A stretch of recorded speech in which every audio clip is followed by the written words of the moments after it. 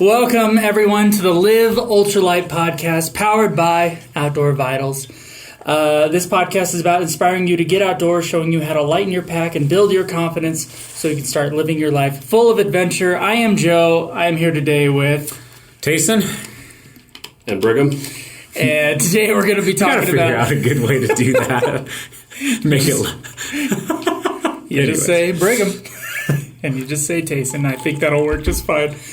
We have a double launch going on here at Outdoor Vitals, and one of those items we're going to be going into a deep dive today, and then the other one next week or possibly the week after, depending on how what the order is when you get these podcasts. But today we're going to be talking about our brand new rain jacket, the Tushar Rain Jacket. Is it Tushar or Tushar?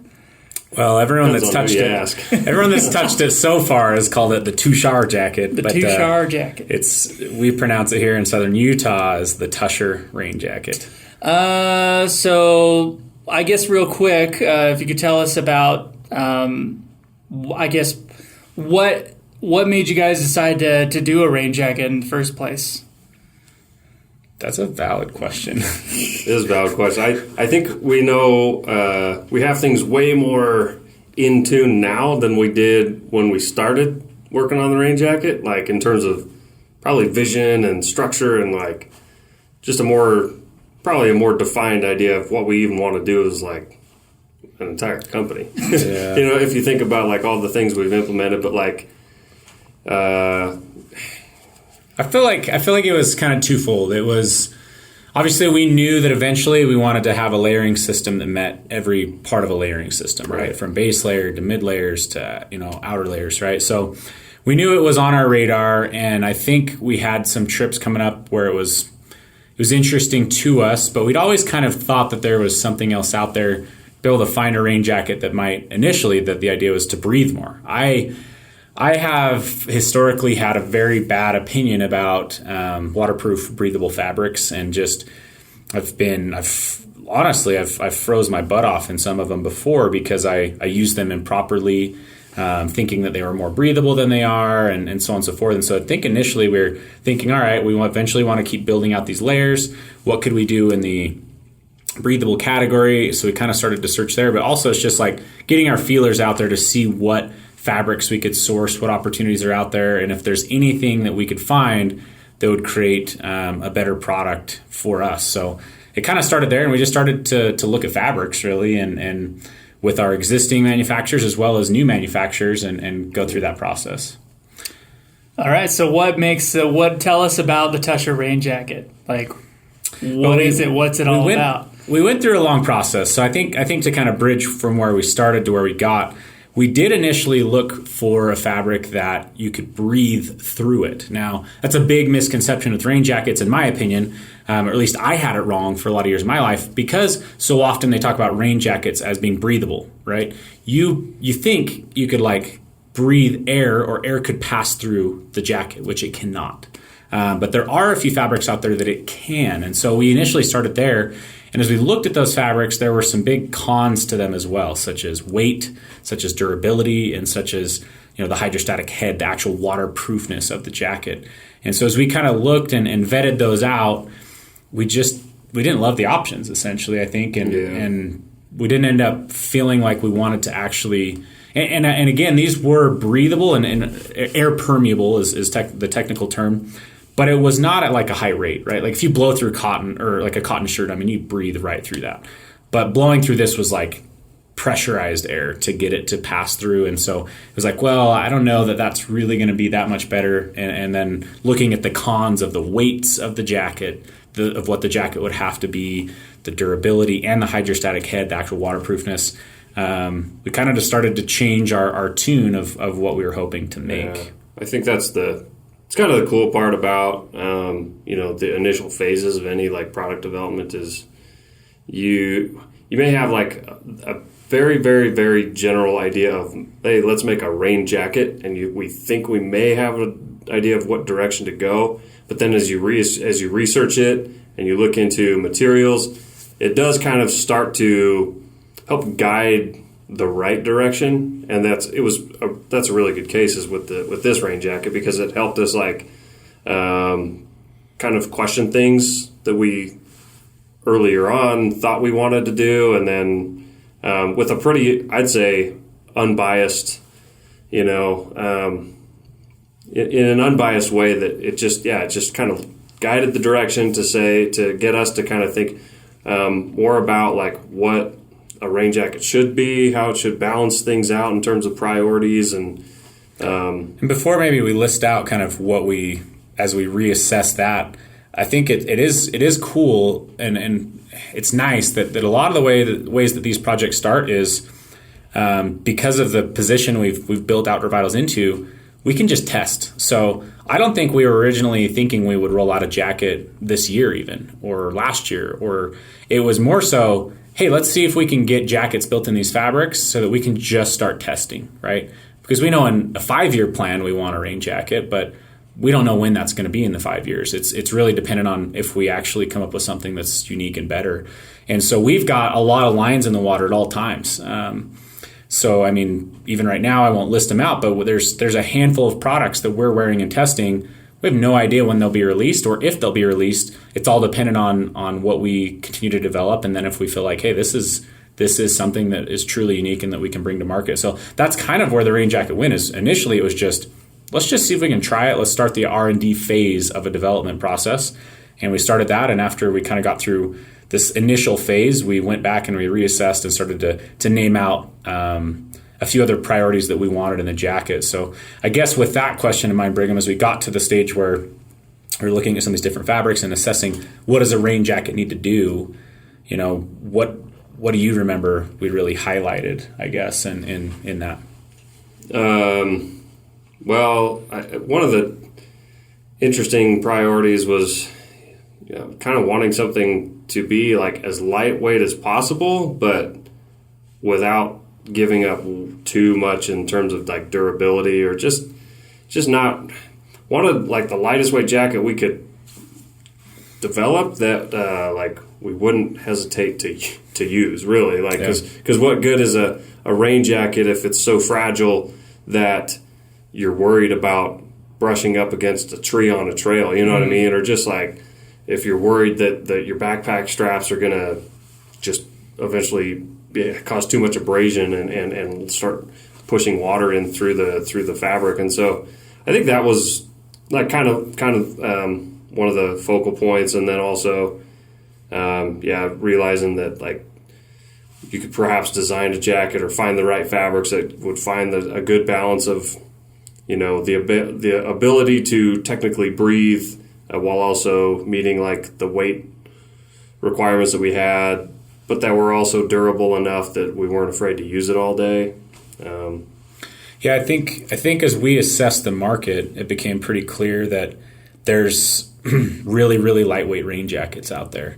And as you assess those, though, you have question. And for us, our core values here are performance, not price. And part of performance is the weight of it, but also has to function and work for the, missions, the backpacking trips that we're going to do. And so as you look at some of these, hey, we might be 80 miles into a 100-mile wilderness through hike, and we might have been wearing that piece for 2 days straight. Are you starting to develop concerns about that piece being durable enough? And I think that's where, we thought, we don't want to come in as the absolute lightest per se, because it needs to perform. And so it's like, what does that performance mean? And so we started to really vet that out and look at everything from membranes to fabrics and test out a bunch of things. So in the beginning stages, we did test at least 3 different fabric weights that I can think of off the top of my head. One was like a 30 denier nylon, so a heavier for an ultralight piece. And that more or less was kind of what we determined on that. We tested a 7 denier, which might be comparable to some of the pieces out there. And we literally ripped a hole in it before we ever left the office accidentally. And we literally zipped up a little piece of the fabric in the zipper, and it ripped a hole right through it. And so that piece never even made it to the field before we said, no, that's not acceptable. I mean, imagine if you did that, like I said, 80 miles into a thru hike in the backcountry, it would be catastrophic, right? So especially where a rain jacket I mean, it's a critical piece for safety, to keep you dry and keep you warm. Obviously, if you're soaking wet, hypothermia, those type of conditions can come on you quick, even in the middle of summer like we had last year. So we kind of went through those fabrics and we're looking for something a little bit more durable than that 7 denier.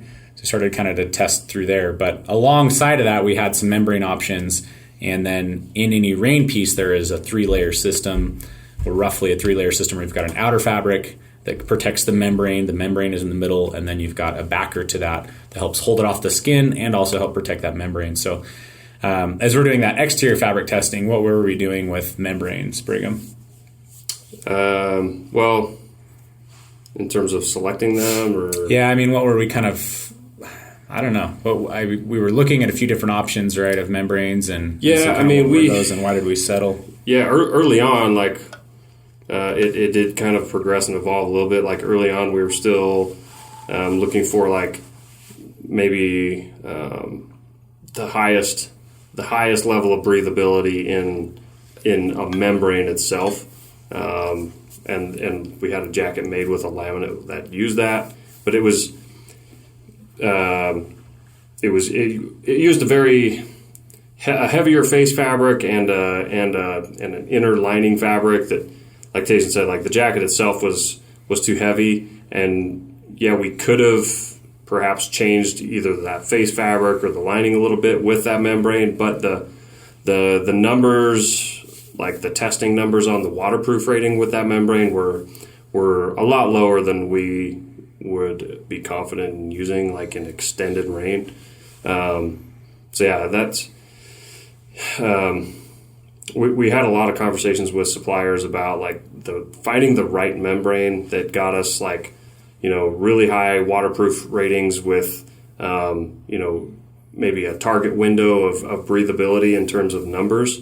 And all that's like in a context of, with rain gear, the most important thing is like to think of like the composite like laminate fabric, because a membrane is just a piece in that laminate fabric. You still have a face fabric and then an inner layer, whether that's like, a quote half layer or a third layer tricot lining, because those also then affect the behavior of the entire piece of rain gear. So in the end, like we basically just learned that, or had the thought that like, there's no reason why we couldn't perhaps target specific qualities of one membrane in areas that could benefit from those qualities, and then use a different type of membrane in the same rain jacket with the same face fabric that had a little bit different performance qualities or functions, how they functioned, how they were made, that in certain areas of a jacket you could kind of reap the benefits of that membrane. I think to kind of put this into layman's terms a little bit, make this a little more understandable, most of you guys out there that are familiar with rain jackets have probably heard of like the term wetting out, and that's something that's tossed around quite a bit. And as we go through this piece, we're really getting this technical because it really will help you understand, things like wetting out. It'll help you really understand the inner workings of this that translate to your use in the field. And so, as Brigham was starting to mention there, you can target specific membranes that would be more beneficial or less beneficial to something like wetting out, which wetting out, for those who don't know what that is, that's essentially when your membrane starts to absorb water. And once it starts to absorb the water can no longer pass through the membrane, and it'll start to feel cold or clammy and wet and damp. And, obviously that's kind of the opposite of what you're hoping for out of a rain jacket. That wetting out, though, happens with a hydrophilic membrane. And a hydrophilic membrane means it can pull moisture into the membrane, versus a hydrophobic membrane, which means it cannot, or it's much more difficult per se. And so that's probably something you haven't heard. I've never seen that listed on anyone's website or people talk about that. But there are differences in membranes such as that. So knowing what we know about the membranes and having talked with the manufacturers and worked through all these, I believe Brigham came up with the idea of, well, well, could we do 2 different membranes in a jacket to get the benefits of both sides?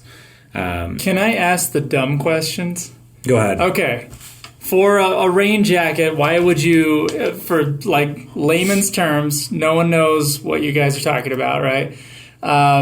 Why wear a rain jacket as opposed to like a trash bag? And what's the point of a rain jacket if it's not only waterproof on the shell? Like why do you need a jacket that's quote unquote breathable? Like what does that give the hiker? Yeah. Well, the last word you just said is like a critical piece, hiker. Hiking is a dynamic activity. You're not just sitting still. And even when us sitting here in this room, we're emitting heat with moisture. I can feel there's no AC in this room. And so like just sitting here, not active. So if we were all put a garbage bag over us just sitting here, it would only take a few minutes before the inside of that garbage bag became wet from just the moisture that we're emitting just sitting here. We're radiating heat. So now take a hiker that's hiking, and you have a plastic bag on in the form of a jacket. Let's say in the form of a jacket. So that's, it's generally follows the shape of your body. So it's not like just this bellowing sail that's going to collect a bunch of airflow. So now you're putting off more heat and moisture. That plastic material is not going to release any moisture in the form of vapor. So in a waterproof, breathable piece of rain gear, the idea is that we want to be like hiking. If it rains, we don't want to have to just stop and halt the trip indefinitely. Ideally, we'd be able to just keep on moving. And so for dynamic activity like that, like a hiker, we want fabric that will stop water from coming in, but allow vapor, so water in the form of vapor to push outward outside the jacket environment. So does that answer your question? That does answer my question. And so the mapped membrane, there are parts that are more breathable than others, right? So with how we designed the jacket. So membrane, just think of it as a super thin film or sheet of just plastic or rubber or whatever you want to think of it as. It's laminated to the outside fabric. It has pores or voids, basically space that vapor can pass outward or pass inward. It can pass through it, but the holes or voids are too small for liquid water to pass through. And so when we're wearing a piece of rain gear and generating heat from our bodies, there's a difference in temperature inside the jacket and outside the jacket, and that difference in temperature forces, because warm, dense air or moisture is attracted to cooler, drier air. So it's a natural occurrence that we put on a jacket, the vapor from our body is going to naturally be attracted to push itself through the membrane. So there's membranes that have, think of it as like tighter holes or looser holes. So there's membranes that allow more to pass through or less to pass through, and they also allow, in incredible pressure. They have tolerances of how much water they can withstand before they let water in. And so there's those two numbers. And so with a mapped, as you're referring to it, like mapped, that's meaning we utilize a membrane in a certain area of a jacket. In the case of our jacket, there's areas of the jacket that aren't going to undergo a ton of pressure, meaning they're vertically facing. So there's nothing really, rain very rarely isn't affected by gravity and just pushes straight into a vertical surface, right? It's going to collect on shoulders, and then so having a membrane that perhaps breathes better and doesn't have quite as high of a waterproof rating in areas where it's not going to have to undergo as much pressure from the outside environment that could possibly push water inward, that made a lot of sense. So we could get more breathability in areas where it's very unlikely for the jacket fabric to get enough pressure to overwhelm it and penetrate the jacket. But in other areas of a jacket for a backpacker, where there's a lot of pressure, that's always going to be where your backpack comes into contact with your body or the jacket. And especially on top of the shoulders and on the back, that's the highest pressure, and there's also abrasion. And so because there's not only pressure, there's also the inability for really heat to escape. So it actually creates a warmer environment where those pressure points are. And so it's possible that if you were to just use the same membrane as you use in other areas of jacket, that it's not going to withstand that pressure and that environment as well. So we use a membrane that is more suited to handle high pressure and abrasion because it doesn't function in quite the same way as another membrane. So like Tayson talked about hydrophilic and hydrophobic membranes. So we use a hydrophobic membrane in areas of high pressure because they will still function if the DWR treatment on that high pressure area wears off. That membrane still won't absorb water and potentially give us that wetting out feeling. And it will also, because of that, it will continue its ability to release moisture from the inside to the outside. Anyway, if there's things you want to interject here, because we've been going a while. I think that's good. I think to sum it up a little bit more simply put, in the Tushar Rain Jacket, if you look at it, the areas that have color, whether that's the cherry mahogany or the North Atlantic colors, those are the areas with a more breathable membrane inside of them. But you'll notice they're in areas that are not as in direct contact with backpacks or rain hitting them super directly and then pooling on them. The other areas that are the gray, those colors there have the slightly less breathable vapor moisture transfer rate, right? But a little bit less breathable, but will not wet out and won't fail and won't be overwhelmed by that extra rain, the abrasion, the heat that might be coming in contact with them. So as far as we know, this is the first rain jacket that utilizes two different membranes. We could be wrong with that, so we don't want to make that claim completely, but it is a pretty unique piece to be able to utilize those two different pieces, membranes, and try to optimize the amount of breathability, but also just performance in the field, like we mentioned. I do really want to get to the last piece of the fabric, the composite fabric, which is the inside. But before I do that, just because we have been talking so much about the breathability factor of the jacket, I did want to mention one thing, and that is that, like we've mentioned, waterproof breathable really means, vapor breathable, that those vapors can escape. It does not mean you can breathe through the jacket.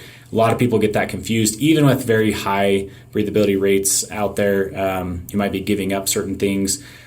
But all that being said, that is a big critical reason why we wanted to keep pit zips on this. Even though this is an ultralight piece and we're trying to keep the weight down as low as we can, it's just nothing can really counteract or breathe better than just having a pit zip on the jacket. So in the field, we've used this extensively, which I'm sure we'll talk about, but being able to unzip those pit zips, especially for someone like me who has a high sweat rate, it's just a non-negotiable thing for me to be able to have that and have the piece function and work for me. So even though that probably added another ounce or so to the jacket, the performance and function in the field is so incredibly worth it to avoid sweating from the inside and getting just as wet, even though you've got a rain jacket on. So yeah, I think one of the big things I heard you guys talk about was your ability to wear this basically all day if it's raining on and off on a backpacking trip, as opposed to having to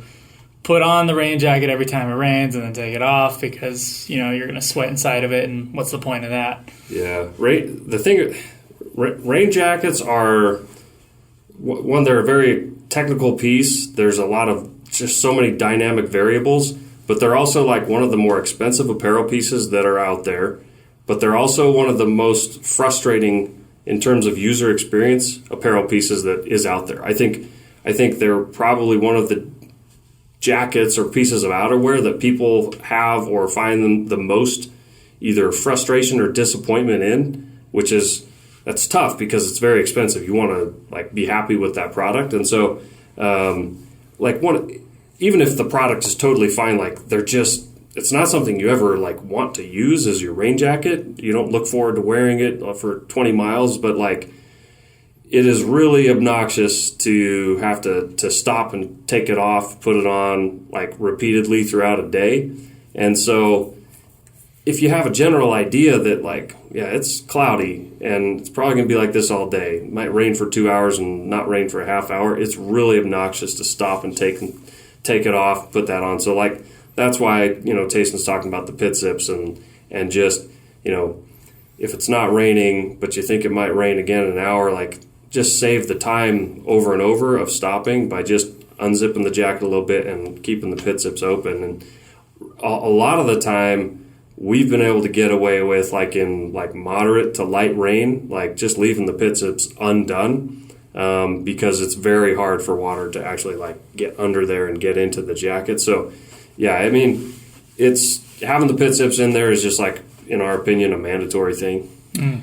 Yeah, pretty recently we had the rain jacket out on the Appalachian Trail, and it was kind of that scenario where it was raining a little off and on, and myself and Tyler were on trail with it, and we had the altitude hoodies, which are being released at the same time as this.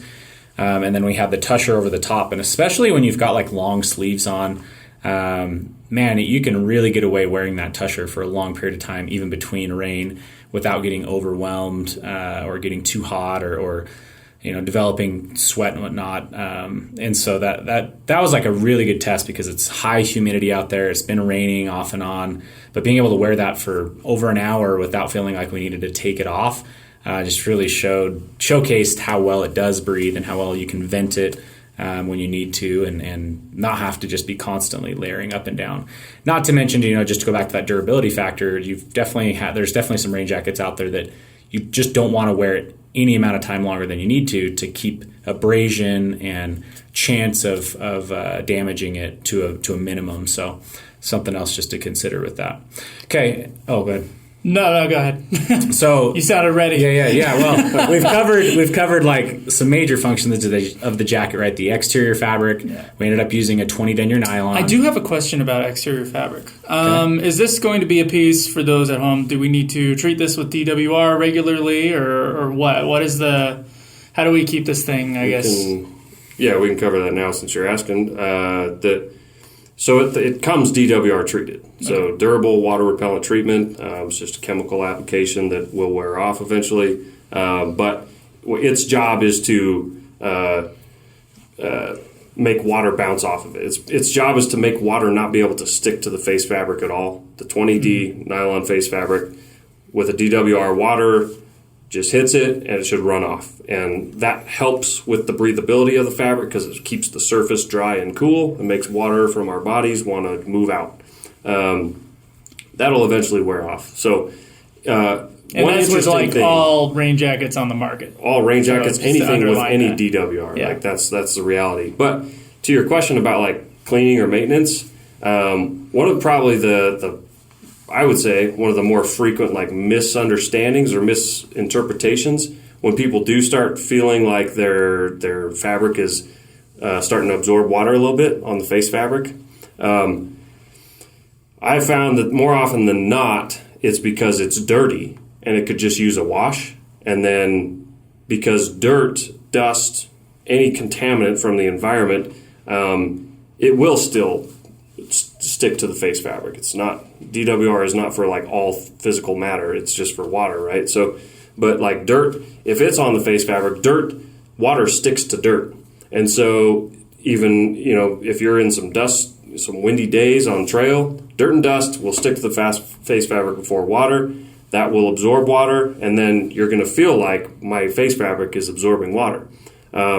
Probably 2 or 3 times that you notice that, you can just go and wash that, and that cycle probably is like 2 or 3 times before actually the face fabric, the DWR, is wearing off. So it's more likely that your jacket is dirty, and that's why it's going to be absorbing water before the DWR wears off. Now, so in terms of maintenance, we definitely recommend, washing it with, the Tech Wash, the Nikwax product, and that's a specific compound to use to wash it to get the dirt and grime off the inside and the outside of the jacket, and then that will revitalize. That will basically like refresh the DWR that's already there. You don't even need to apply new.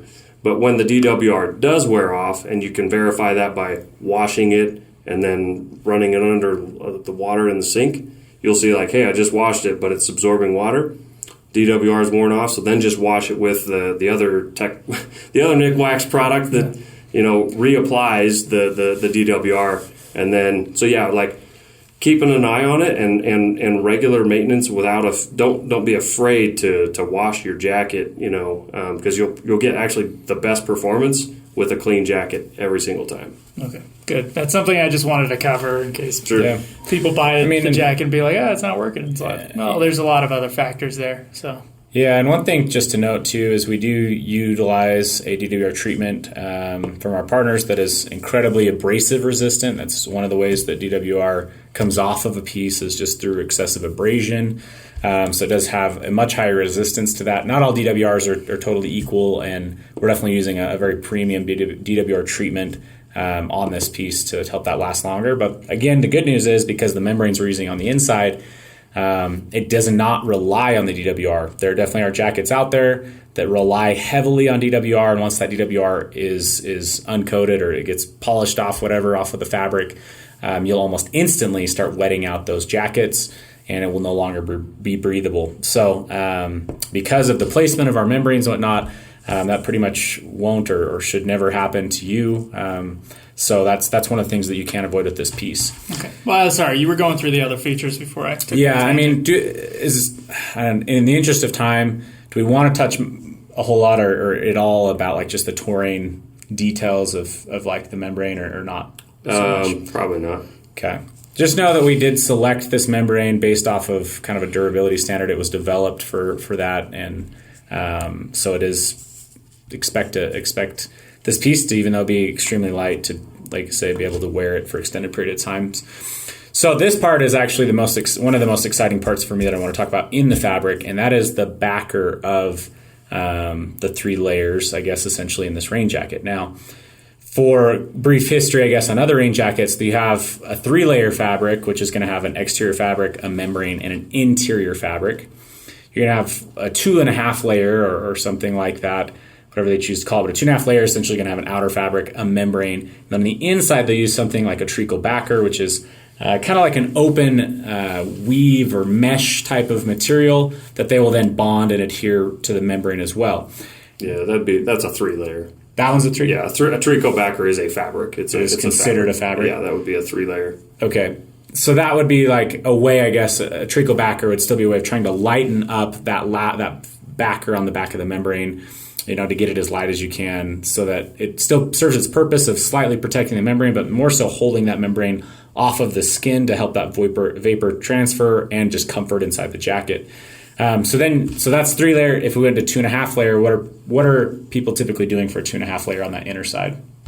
They're basically kind of like putting on a disjointed pattern of. Sometimes it's almost just like a print, like that has very little texture. It's just like an extra little bit of like polyurethane or something that almost is like an extra coating on top of the membrane that I guess technically like you couldn't peel it off and it would be like one whole sheet. It's like a disconnected pattern, so it's like half covering the membrane, but it's oftentimes it's just more of just like if you're like putting ink on paper type thing. So would it be similar to like if you just say you held a can of spray paint back with some kind of adhesive and just sprayed it on the inside of the membrane? Yeah. That's kind of randomized pattern of just some kind of substance that will adhere to that membrane and stick to create a little bit of texturing. With something like that, would that affect breathability? It could. Yeah, it could, because it's just, that material just on top of another material. Right. So with our piece, though, what we actually are debuting per se is a newer technology that is called it's a 3D print. So essentially we're printing on the back of that laminate this 3D texturized print. that is extremely light. And we've, from our testing in the field, extensive testing in the field, it's extremely durable and really serves the purpose of what we need on the inside of a membrane, which is some level of protection, but also that texture to hold it off of the skin and enable the membrane to work. So what's really cool about the 3D print is, one, its durability, right? It's extremely durable, and a lot of these times when you're getting into these treacles or just really light fabrics, you start to have maybe concerns of durability over time with excessive abrasion. So that checked that box there. But the other thing that it really did is it checked the box of being incredibly, incredibly light. So as you look at essentially the rain jacket fabric, the composite fabric of all these 3 layers, what's really neat about it is it still comes in with an exterior fabric of a 20 denier ripstop being extremely, extremely light because of what we've got going on the inside of the jacket. On the inside of that jacket, that 3D print is a lot lighter than, say, a treacle backer or some of these other options. And because of that, it allows us to use a slightly heavier fabric, more durable fabric on the exterior, but still be very comparable. We don't know exactly, but very, very comparable on the overall composite fabric weight. So essentially we can offer a jacket that in a size large is 7.4 ounces with pit zips, right? And a medium, what do you think a medium would weigh? Like it's like just under 7. Just under 7? It's like 6.9. So 6.9 ounces in a medium, which is what most companies will quote as their weights. But so just under 7 ounces for this jacket with pit zips, but still have a 20 denier exterior. Now that kind of puts it in this category where many of the pieces in that let's say 5.5 to 6 ounce range are using something like a 7 denier fabric on the exterior, which we, like I said, tested. It didn't even make out of the office before it failed. So that's what's truly remarkable, is by having this inner 3D print, it allows us to create an overall more durable piece because it is so light and it still works so incredibly well. So obviously we're very thankful for our partners to be able to debut this piece. We're also very thankful that for our business model to debut this piece, because this is not a cheap application. And to be totally frank, a lot of retail businesses would not be able to do this and still hit any kind of an affordable price point on shelf. But because we are direct to consumer, we don't have those middlemen markups, we are able to release this and bring it to you guys, and it still makes sense for a price point. Obviously, we're not trying to say that the Tushar Rain Jacket's the cheapest rain jacket out there. It's a very premium piece utilizing a ton of technology that goes into it. But hypothetically, if we were a retail-based business, this piece could be nearly $400, which is going to be out of the reach of so many people that a lot of retail brands would never touch it. It's just because of all the markups on the way. Yeah. Yeah, and I mean, there's a lot that goes into it. They have other priorities as a company, and a lot of them have to be way more budget conscious, and that's not to say that like we don't watch our numbers, but I mean we watch our numbers very close. But it's almost like because we watch our numbers that we're able to not be turned away or turned off at the price of this fabric technology, right? So I think when it comes to like rain gear. And our process, there, again, think of the jacket is made of a laminate fabric. So there's 3 kind of components that we have to mix and match and come up with the right combination. And I think we were able to find a good balance of weight, durability, and the performance of the laminate itself. As Tayson was saying, like we made a jacket with a 3-layer jacket with a 7D face fabric and a really good membrane, and a 3rd layer on the inside that's a trico. And that fabric, that 3rd layer on the inside weighs as much as the fabric on the outside. But the outside is the most likely area of the jacket to undergo like the most physical harm. It's the most likely to, that's what will snag in a zipper. That's what a pine, a piece of dead wood in a forest is going to catch on. So it's that outer fabric that we wanted to like get the most durability out of, yet we can come up with this composite laminate using a good outer fabric, a good membrane, and then save a bunch of weight on the inside by using this 3D printed backer, where when you add it all up, like our laminate is very lightweight, yet on the outside it's much more durable than something if we were to have gone with like a 7D face fabric. So focusing on like the laminate as a whole and piecing together the components really is what allowed us to do that. There's a couple other features I want to get through pretty quickly. The seams are it's fully seam tape with taurine specific seam tape. You want to just mention what that is?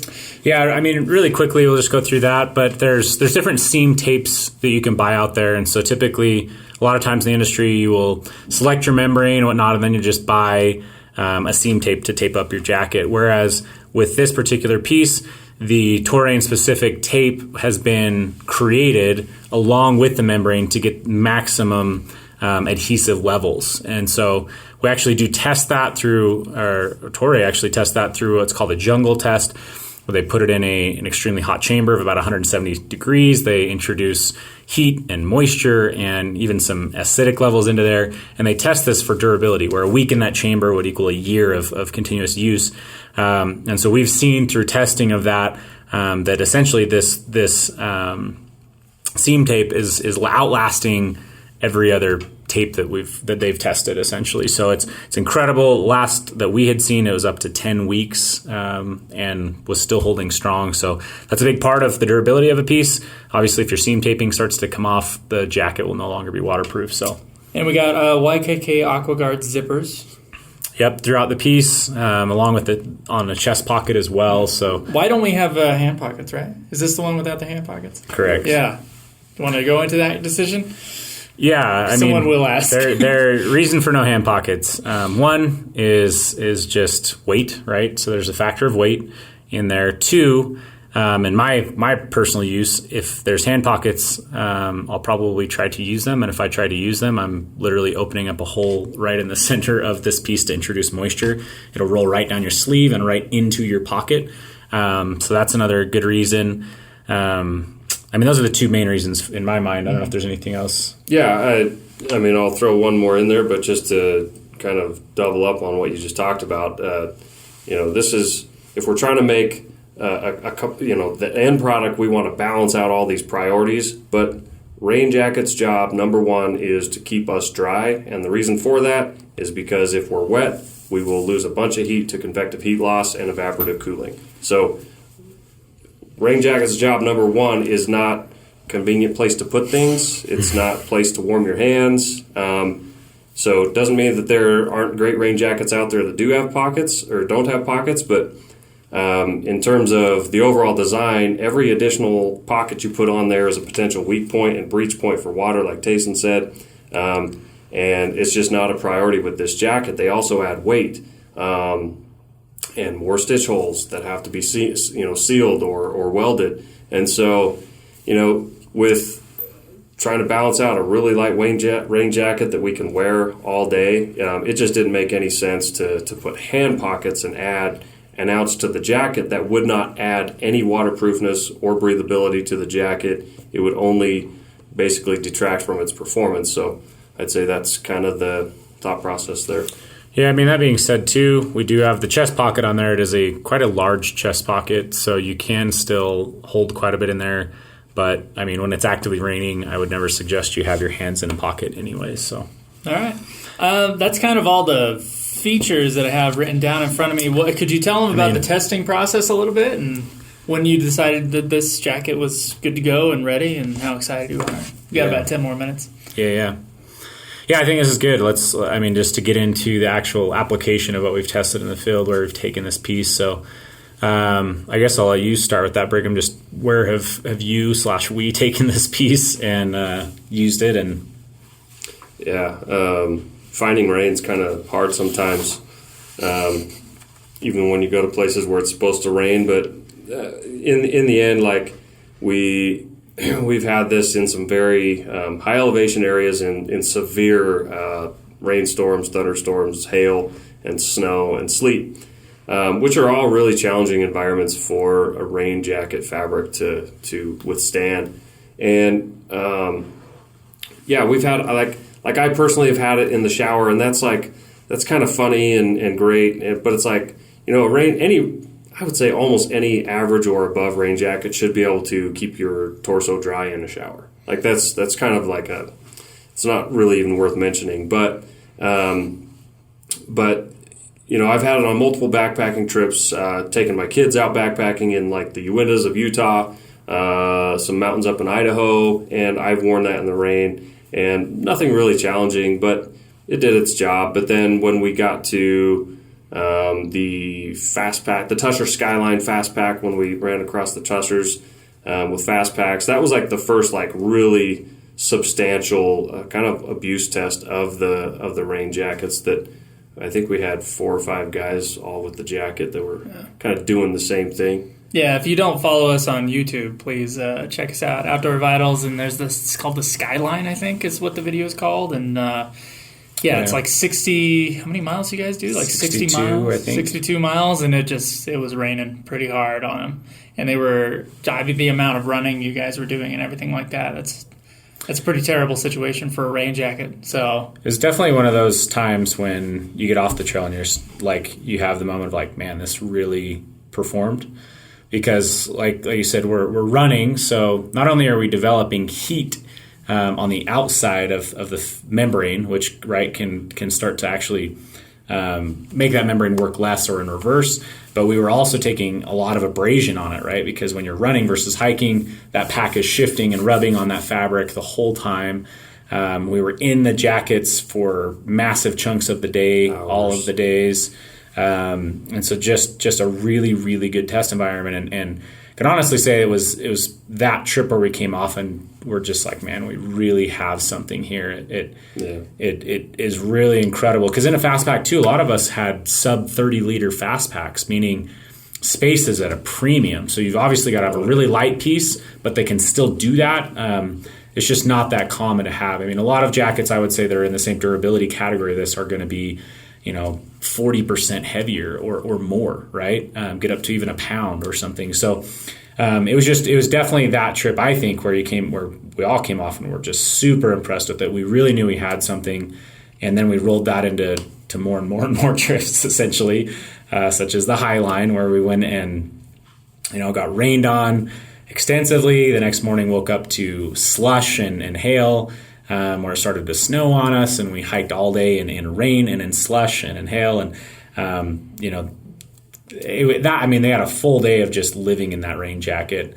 I think I took mine off for like an hour, but there were guys in the group that never took it off the whole day. I think Derek never removed his. Tyler might have never removed his, but just multiple case scenarios where that piece actually really protected us from hypothermia. We were in the middle of August in 11,000 foot basins and just getting smashed by this weather system. And we're in trail runners and shorts because we're doing 25 miles a day on the trail. And when that situation comes up, you need that line of defense to regulate or to keep heat in, right? Yeah.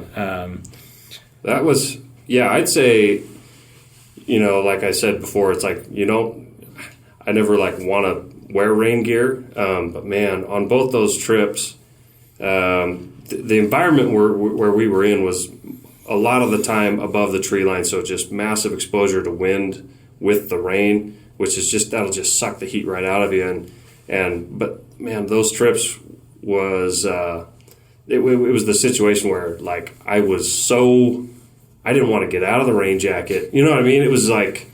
It was just like a security piece almost. It really did give a sense of mental confidence that, and there's things like, we have lab testing results of all kinds of numbers and things that frankly, I couldn't tell you. I couldn't put one on over the other and be like, oh yeah, that's XYZ number rating for sure. I can feel that difference.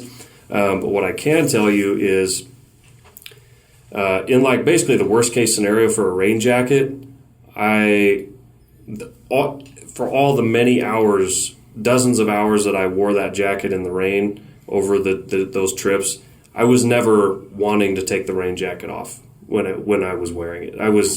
It was just a confidence piece and a comfort item really of just knowing that hey, I'm able to keep going. I don't feel horrible inside. And when I took it off, I was never, ever feeling like, oh, it feels so good to get that clammy, soaking wet thing off my body. It was almost like, I expected it to be a lot wetter inside.